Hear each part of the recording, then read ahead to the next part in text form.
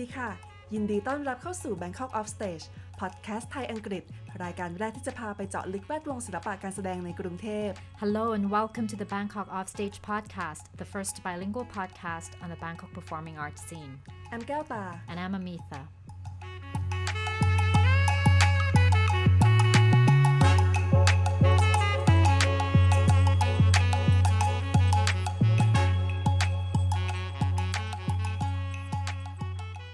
We're back with another interview recorded during BIPAM. In this episode, we interview Malaysian producer June Tan from Five Arts Center, which is a collective of Malaysian artists and producers founded in 1984. It's well known for creating experimental, intercultural, and interdisciplinary works. Both the center and June have been partners of BIPAM since the first year of the festival. We should let you know that we recorded the interview on two devices, and due to technical glitches, one file mysteriously disappeared.And a chunk of interview went missing from another file. So, our sincerest apology to our listeners and our lovely guest, June. The two of us talked to June about what being a producer entails, the lack of producers in Thailand, the long-term effects on an artistic community that lacks producers, burnout, and empowering people with a talent in producing to pursue producing as a career because it is an important role in the performing arts.Even with these bits missing from the interview, we still get a sense of how June approaches her work as a producer in the remaining interview. We also talked to her about dealing with censorship, the producer-artist relationship, and her hope for performing arts in Southeast Asia. This episode is in English.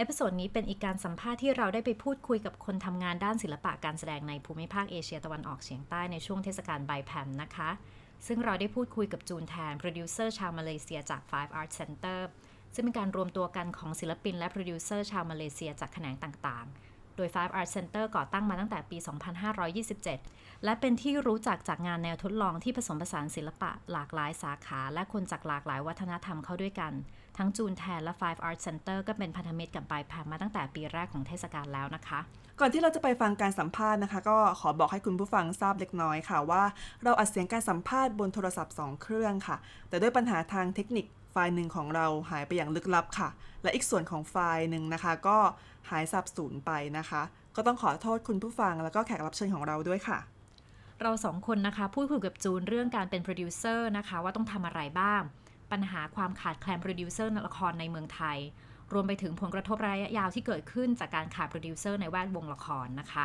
และการสนับสนุนคนที่มีแววด้านการโปรดิวซ์ละครให้เห็นว่าการเป็นโปรดิวเซอร์เป็นสิ่งสำคัญและทำเป็นอาชีพได้ค่ะค่ะถึงแม้ว่าประเด็นเหล่านี้จะหายไปนะคะแต่ในสัมภาษณ์ที่เหลือนะคะผู้ฟังก็ยังจะได้พอรับรู้ได้ค่ะว่าจูนเป็นโปรดิวเซอร์แนวไหนแล้วก็จูนก็ได้พูดคุยกับเราค่ะถึงการรับมือกับการเซ็นเซอร์ในฐานะโปรดิวเซอร์รวมถึงความสัมพันธ์ระหว่างโปรดิวเซอร์กับศิลปินและความหวังที่เธอมีต่อศิลปะการแสดงในภูมิภาคนี้เอพิโซดนี้เป็นภาษาอังกฤษสามารถติดตามอ่านคำแปลโดยย่อได้ทางเว็บไซต์ของเราค่ะ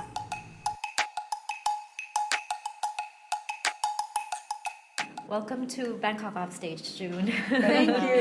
Thank you for being here. I'm really excited to be on it. Thank you. And welcome back to Bangkok. You've been here many times, and you've been a good friend of BIPAM as well, our with whom we are a media partner.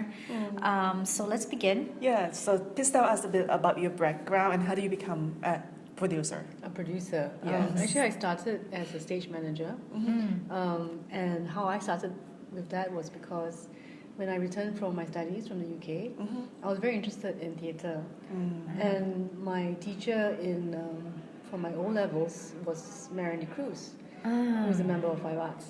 So I remember meeting her for dinner and saying that if you need any help, I'll be happy to sort of volunteer and see what goes on backstage. And then she immediately said, "Okay, you're assistant stage manager for this project."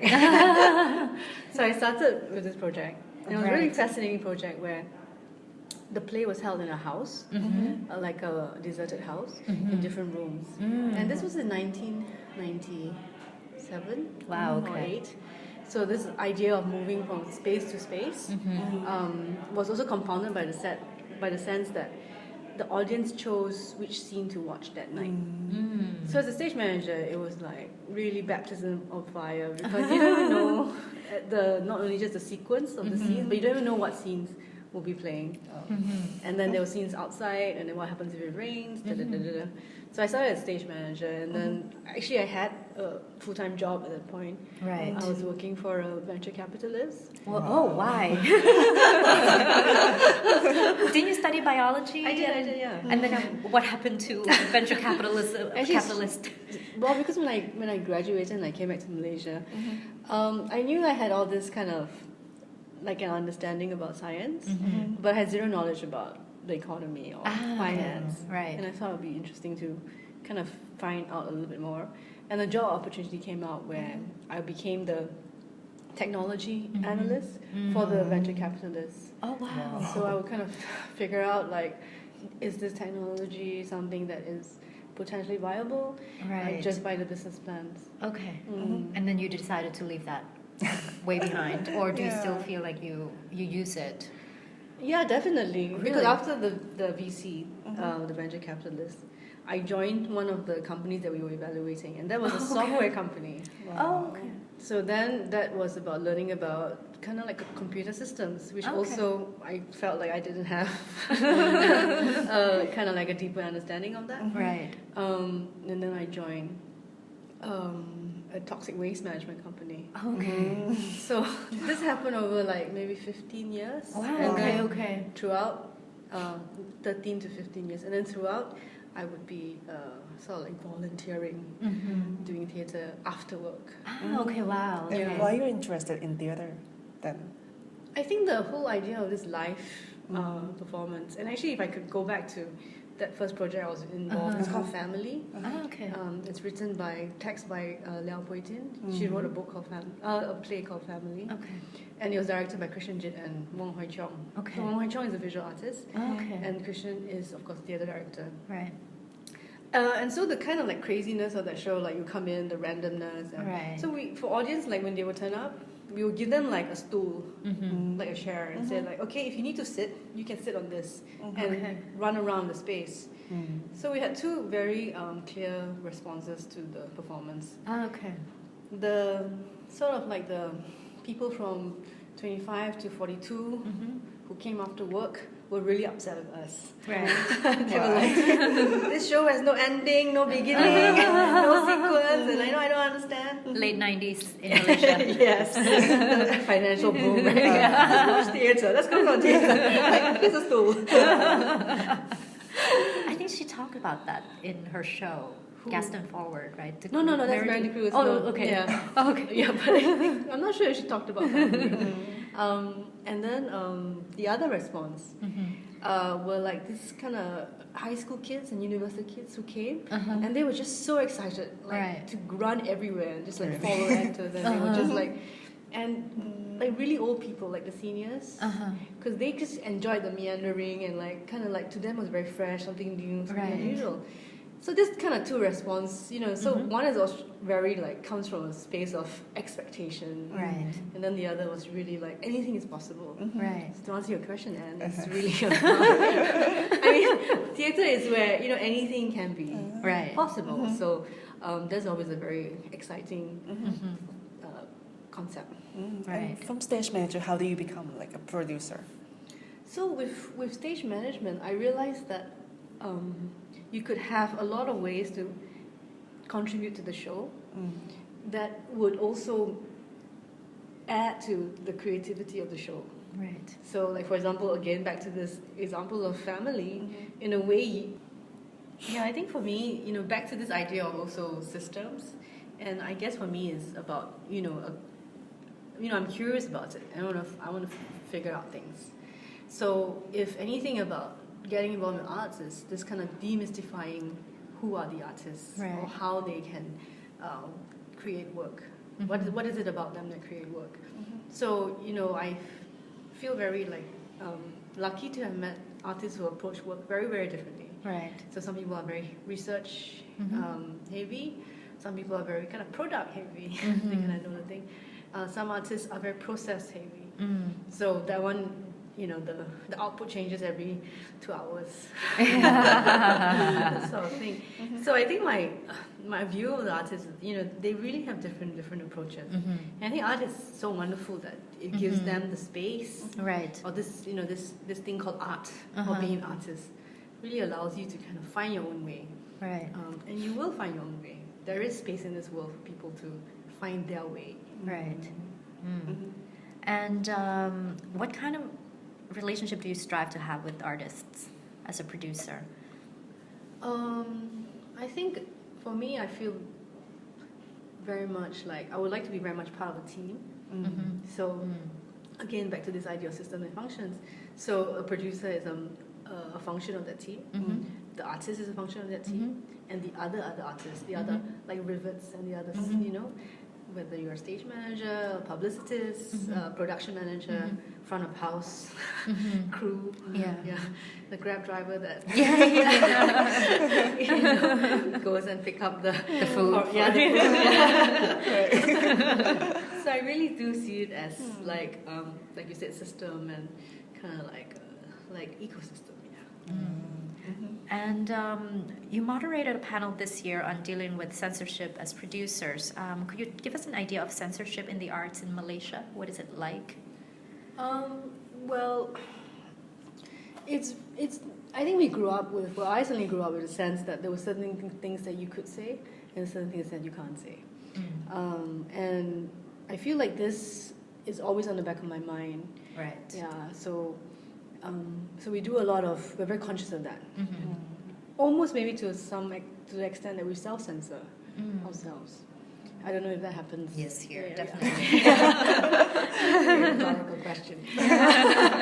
Southeast Asia. I know. And in Malaysia, we had a change in government last year. So we all felt like, we finally elected the activists and the civil society leaders that we wanted. So they are in power now, right? So, right, we should have the liberal open society that we're looking for. But of course, change is always a bit slow. And censorship is still pretty strong in Malaysia. I think we used to be censored if you're talking about the government. But I think now you can talk about the government as long as it's the previous government. Right. Okay. Really? Talk in general or negative? Negative, yeah. Okay. What about? But I think that the key thing is what is really gets censored a lot in Malaysia, or really gets contested a lot. LGBT issues. Right, because of from religious groups Correct. or from the government as well. Religious groups will stage protests if you deal with anything that seems like related to sex or related to homosexuality. And LGBT is one big thing. The other thing would be the communists. Because The communism topic is of banned in Malaysia. Okay. So that also kind of is a sensitive topic. And anything too overly racial or Right. that talks about our sort of like our racial balance and the relationship between the races in a kind of maybe more provocative way. Are there ways to talk about, like, have artists more or less figure out ways to deal with these issues in a way that they don't get censored or? I think in any situation, if someone says no, You'll find a way. you'll find a way to kind of nod and say, yeah, sure. And then kind of figure out how to present that. Right. Can you talk about 1969? Oh. That's a great story. Well, that came about because 1969 is a really controversial year for Malaysia's history because we had very horrific racial riots. And for a long time, that became the thing that we didn't talk about, where we were killing each other, right? The different races. So, but a lot of people are traumatized by it. It's like, you have your Thammasat Yeah. University Massacre. massacre, right? So in Malaysia, 1969 was really taboo. You cannot talk about it. And it was classified under the Official Secret Act. Oh, So wow, nothing okay. about it. That was basically Wow, you could okay. get in trouble. At least we can talk about the Thammasat Yeah. massacre. But- Yeah, it's not in the law. Yeah.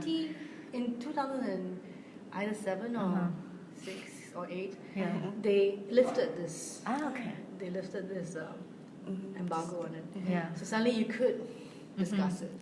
And then, but like I said, we come from an area where the bogey is always on your Yeah. shoulder, right? It's just sitting there. And we still had to submit scripts for evaluation. Every script, right? Approval, permission. Is it every kind of show you have to submit everything to the government or just things with scripts? Every show. Every show, every kind of show. But now no. Oh, okay. Yeah. Back then.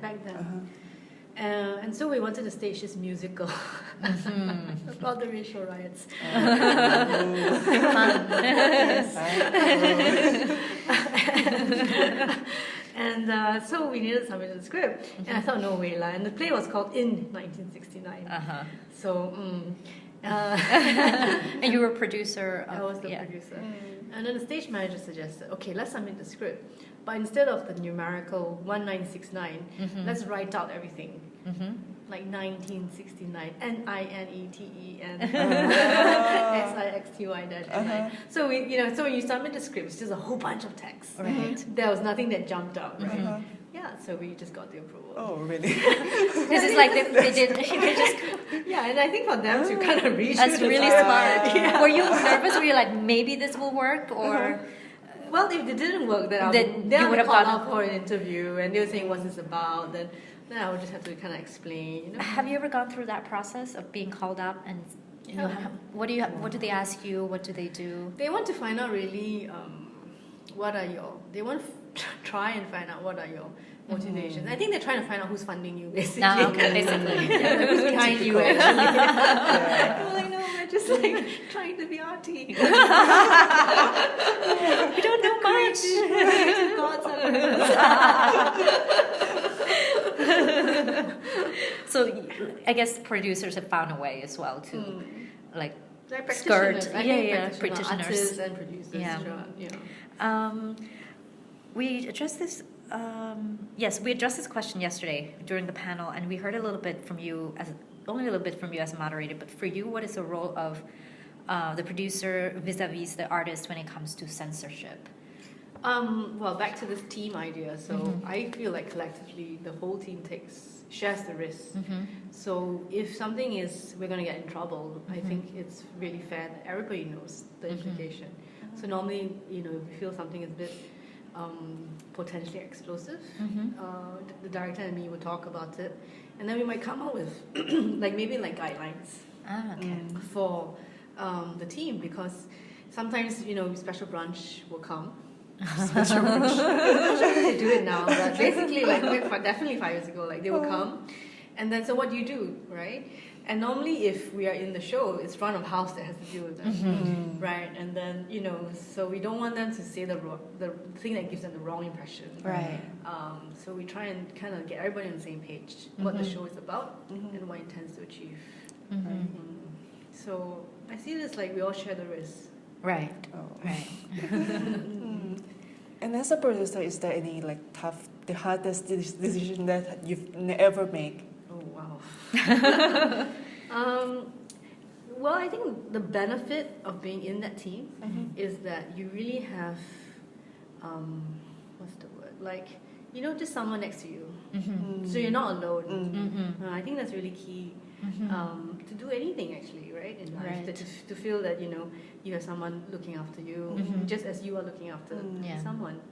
And I think that question is really strange, because last year at this time, we were presenting a work in Salihara in Jakarta, and for some strange reason I couldn't go because I was involved in a project. Okay. Another project, kind of my daily sustenance lifestyle money making project, and I just could not get away. And right to the last minute I was still thinking when I should go, and I remember telling the team that I can't join you for this tour, and it was the first time that I couldn't go, and I got really emotional. Oh no. Yeah, so that was for me pretty tough. So it's quite a strange, this question. To be separated. Yeah, I know, it's a very emotional thing, right? Yeah. It's like a kid, right? It's not about censorship or anything. It's not separation anxiety. I'm not going to be with my team, my production. So I just felt I kind of I abandoned them. I couldn't go with them. Really? Yeah. So you felt guilt? Or... Yeah, I felt guilt, and I just felt I wasn't there, and I couldn't go, and it's the first time it's the first time that I wouldn't be able to be with them, Right. So I just felt very sad. And ironically, now, this weekend, they are also at Salihara for another show. Really? And you can't be there again. I think because I already went through the first emotional like break, so now I'm kind of like okay, if I don't go, it's kind of okay. Yeah. But I still really want to go. So, sorry. So I'll see. Are you leaving Yeah, early so to be with them? So I'll know tonight if. Okay. You still join them. Yeah. That's great. And it seems like you've been traveling a lot in the region, right? And what's the kind of hope you have for like performing arts scene in the region? Oh, wow. That's a deep question. I feel that actually we are pretty much... The reason why I'm hesitating to speak is these are all very cliche things that are going to come out to my mouth. Like, I feel like we're very similar. I feel like, there's a word in Bahasa which is serumpun and serantau. As in like we're in the same neighborhood. So we're in the neighborhood. We're like the same-ish, Right. I feel our issues are similar. I feel like the borders that we have are really arbitrary. Right. And so my hope really is to see more kind of like meeting of artistic minds, meeting of any minds, in this region. And to realize actually if you kind of think about it, if the issues are similar, then maybe as a group collectively, we can figure out the solutions together also. Right, exactly. So I'm kind of really excited about that kind of, listening to other people from, our neighbors. So the breaking down of these kind of maybe like arbitrary national borders. And also, and genres too. I think it's a little old-fashioned for me to even call myself like a theatre producer. Right. And I find it really difficult. I just do that just to cut the conversation short. Right. Like, okay, this is what I do. What's a better word for it, do you think? I think it's art, you kind Art of... producer. Art producer. Or, involved in making art projects. And okay, let's go to thank you. Let's go to our lightning round. So lightning round, yes. Do you know this kind of game where? Very well. It sounds scary already. Oh, it's very short. It's very short, and we're gonna have. You'll be presented with two choices, and then you just pick the one you prefer. Okay, we play this game. We call it binary. Oh, binary. Okay. And no pass, No both. no both, no neither. Yeah. So you have to pick one. So which one of these do you prefer? Cone, the Thai classical mass dance, or ballet? Cone. Paris Opera House or Sydney Opera House? Paris. Robert Lepage or Robert Wilson? Robert Wilson. Yoko Ono or Yayoi Kusama? Yayoi. Pop art or surrealism? Pop. Microbiology or marine biology? Marine microbiology. Huh? Marine microbiology? That's cheating. Pick one. Marine biology. Okay. Geometry or calculus? Geometry. Durian or the Esplanade? Durian. Rooftop greenhouses or vertical farming? Vertical farming. Bamboo straws or pasta straws? What? Pastels. Pasta straws. Like you drink from pasta straws? Yeah. Oh, bamboo straws. Okay. Yeah, so that's pretty much it for our conversation. For the lightning round, And we would like to ask, what's your proudest project to date? What's my proudest? Proudest my project gosh. to date. That's so difficult. It's like making... Because you're proud of every piece. Yeah, it's like saying who's your favorite child. Yeah. Well, no, I'm sure they have. Every parent have that answer. Oh, They just don't. They just might not Don't say say it out right? loud. I feel like asking which child I love the most, or which child I'm most proud of. Yes. Yeah, but I don't think I'm proud of any one project. But I just feel very happy, I think, to be part of different conversations. That I'm really glad of. I mean, being part of BIPAM, and then being part of TPAM, and then also in Five Arts with the different collective members. I'm being part of their artistic questions. Like I said, there's 13 of us, and then so I'm just. I guess I like to obviously be part of things.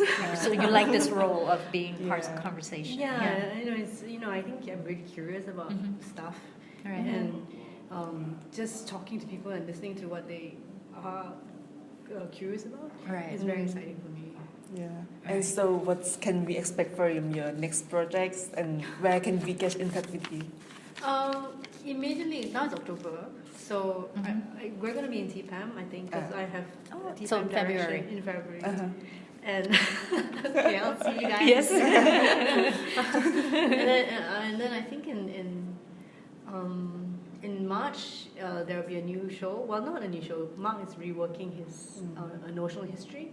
So A notional history. there's going to be a new reworking of that in March. So I'm looking forward to that. Also, what I'm really looking forward to is this idea of advocacy. Because when the government changed, suddenly the arts community felt, okay, what are the things that we want from the new government? So we decided to come together and we narrowed down 3 things, which is arts education, access to funding, and freedom of expression. So we're trying to... Oh, Bilkis is part of that, the freedom of expression part. So Reform Artsy, like Reform Artsy, is the whole coalition. So it's a grassroots coalition. And then we're trying to push for these kind of changes. So it's a bit scary for me, but it's quite interesting, and in the sense that we're moving into advocacy and trying to engage with existing powers to kind of see how do we actually make the changes that we want. So, previously I think maybe in the older government, you were like, how do we resist this? Right. How more about protests. Yeah. So now suddenly you change, and you're like, okay, how do we... Now we can make the changes. How do we actually do that? Right. How do we discuss with the systems at play?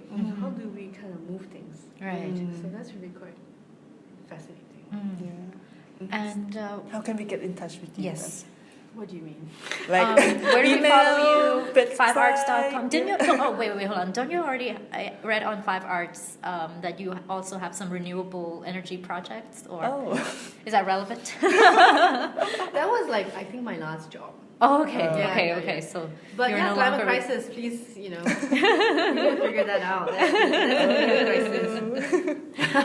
crisis. So, where can we follow you?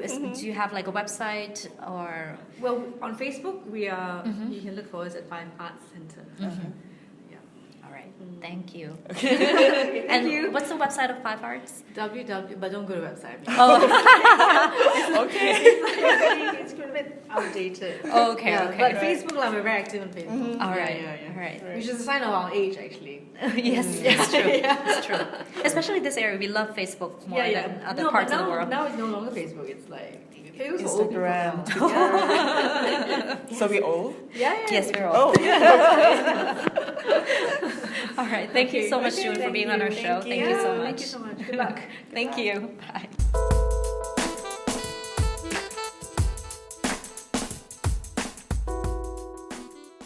Bangkok Offstage is created, hosted, and edited by Gautaket Bungan and Amitha Amranand. The intro and outro tracks are Quicksand by Wild Light and Probably Shouldn't by Jay Lang.